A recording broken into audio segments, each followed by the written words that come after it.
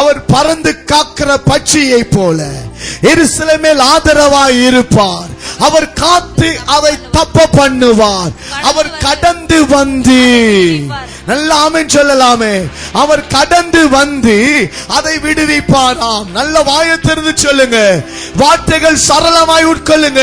அவர் பறந்து காக்கிற பட்சியை போல. என் அன்பு சகோதரனே சகோதரியே, எழுதுவது நல்லது, வாய்களை திறங்க. அவர் பறந்து காக்கிற பட்சியை போல அவர் எருசலேமில் ஆதரவாய் இருப்பார். தன்னை கழுகாய் காண்பிக்கின்றார். எப்படிப்பட்ட கழுகாய் காண்பிக்கின்றார்? அவர் கடந்து வந்து அதை விடுவிப்பாராம். ஆமென். இங்கே வாசித்தீர்கள் 11. கழுகு தன் கூட்டை கலைத்து, கழுகு தன் கூட்டை கலைத்து. கழுகு வந்து தன் கூட்டை என்ன செய்தான்? கலைக்குதான். கழுகு 2 முறை கூடு கட்டுகிறது. நான் சில கழுகை குறித்து நான் உங்களுக்கு சொல்ல போகிறேன். 2 முறை கூடு கட்டுகிறது. ஒன்று தன் குஞ்சுகளை அது அடைக்காக்கும் பொழுது, அந்த குஞ்சுகளை போது அவை கட்டும் பொழுது, அவை வந்து ஒலிவ மரம் இல்லாவிட்டால் பெரிய இரும்புகளை கொண்டு இந்த கழுகு என்ன செய்தன கட்டுது. குஞ்சுகள் வந்து கொஞ்சம் வளர்ந்த பின்பதாக பஞ்சு பஞ்சாய் ஒளிவ கிளைகளோடு இருந்த அந்த நல்ல கூட்டிலே இது தங்கிவிடுமேன்னு சொல்லி அந்த கூட்டை என்ன செய்து கலைத்து போட்டு கொஞ்சம் முட்கள் இருப்பதை போல அங்கே தங்க கூடாதபடி இந்த கழுகு அங்கே கட்டுகிறது. ஏனென்றால் நீ இருந்தது போதும், உட்கார்ந்தது போதும், இனி நீ இங்கே இருக்க வேண்டியவன் அல்ல, ஒரு கூட்டுக்குள்ளே அடங்கி போக வேண்டியவன் அல்ல. அந்த குஞ்சுகளுக்கெல்லாம் இங்கே இருக்க முடியாது, நாம் வெளியே போக வேண்டும் என்கிற ஒரு எண்ணம் வரும். ஆண்டவர் சொல்கிற கழுகை போல நான் செட்டைகளை எடுத்தேனா. இப்பொழுது இந்த கழுகு என்ன செய்யும் என்றால், எனக்கு கவனிங்கள், இந்த கழுகு தன்னுடைய செட்டைகளிலே தன்னுடைய குஞ்சுகளை என்ன செய்யுமா, அப்படியே கொண்டு போகும். அப்படியே மேல உச்சிக்கு போயிட்டு அந்த செட்டைகளை மடித்தோன்ன இந்த கழுகு குஞ்சுகள் அடித்து அடித்து அடித்து பறக்க பார்க்கும். அந்த பறந்து கொண்டு நேரத்தில் சில குஞ்சுகளுக்கு பறக்க முடியாமல் தடுமாறும். ஐயோ இப்பதான் பழகுறோம், அது விழுகிற மாதிரி இருக்கும் பொழுது இந்த கழுகு என்ன செய்யும் என்றால், தாய் கழுகு அந்த முள்ளில நான் விழ போறேனே, ஐயோ இன்னும் கொஞ்ச நேரத்தில் தலைப்பட போகுதுன்னு சொல்லி இந்த குஞ்சு தத்தளிக்கும் போது அந்த தாய் கழுகு அது மேலிருந்து மின்னல் வேகத்தில் வந்து அப்படியே அதை தூக்கி எடுக்குமாம்.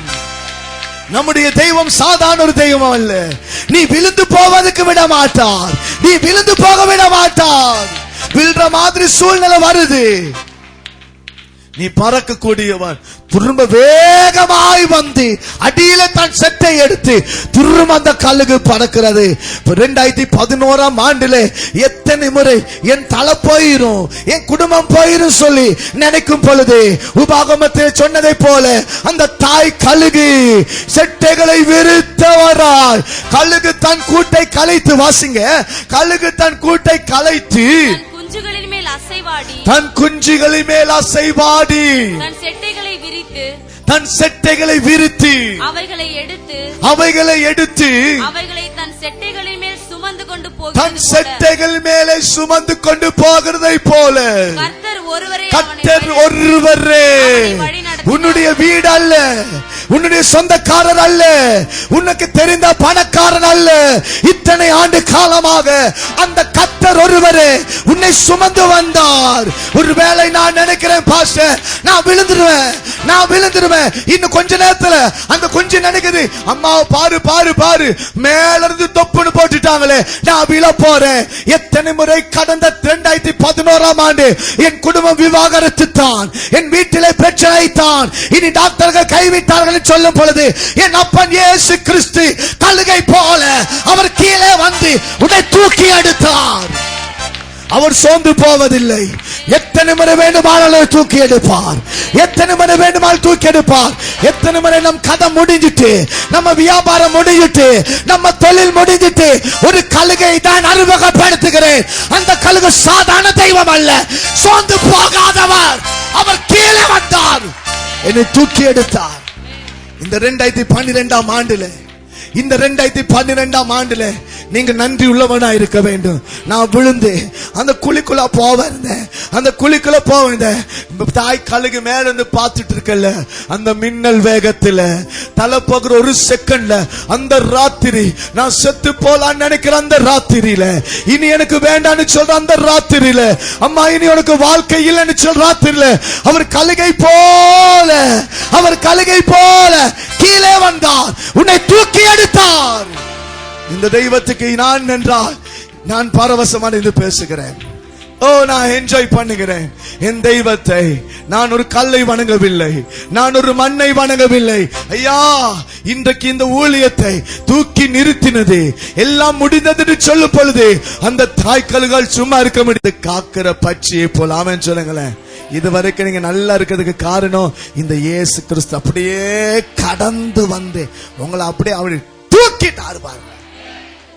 ஓ, ஐ லைக் மை ஜாப். எனக்கு ரொம்ப பிடிக்கும் பிரசங்கம் பண்றது. ஆமென். சத்தமா சொல்லுங்க. எங்கே போறீங்க? எங்கே கொண்டு போறாரு? அல்லேலூயா. பறக்க போறாரு, பறக்க போறாரு. அவர் எங்க?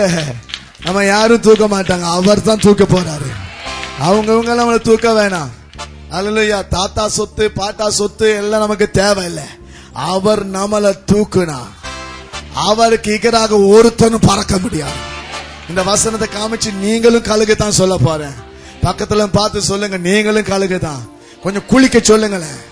நீங்க கழுகுங்க, நீங்க கழுகு. நல்லா குளிக்க சொல்லுங்க, நல்லா குளிக்க குளிக்க குளிக்க. அல்லேலூயா. ஆமென், ஆமென். வேற ஏதோ சொல்ற மாதிரி தெரியுது. அந்த சாட்டுல வேற ஏதாவது சொல்றீங்களா? அப்பா பேச சான்ஸ் கொடுத்தாருன்னு வேறாவது கழுகுன்னு சொல்ற மாதிரி. இப்பதான் முதலாவது பாயிண்ட்ல இருக்கிறாரு. அல்லேலூயா. கழுகு எங்கேயோ போகுது.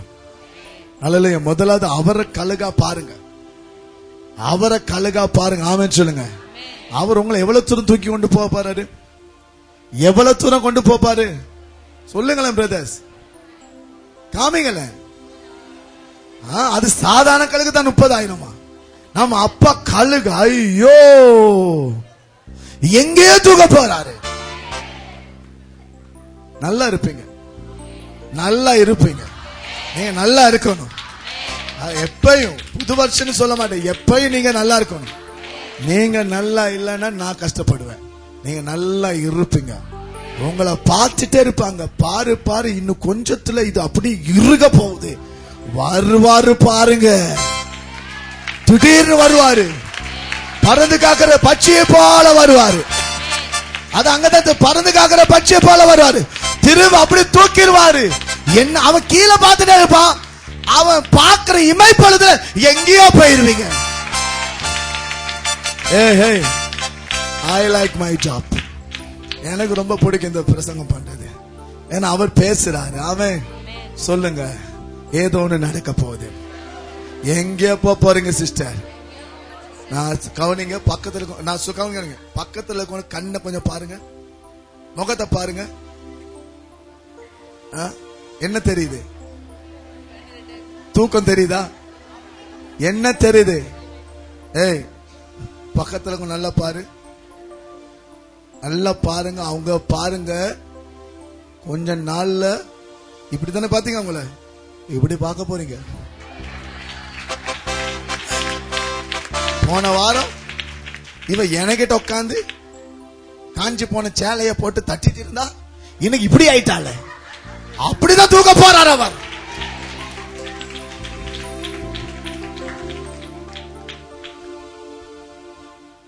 திரும்ப ஒரு முறை பார்த்து செக் பண்ணிக்கொள்ளுங்க பக்கத்துல இருக்கவங்கள. ஏன்னா நீங்க அடுத்த வாரம் அவங்க கிட்ட உட்காருவீங்களா தெரியாது, அவங்க எங்கேயோ போறாங்க. அதனால எப்பவுமே அவங்களுக்கு கொஞ்சம் ஃப்ரெண்ட் பிடிச்சுக்கொள்ளுங்க.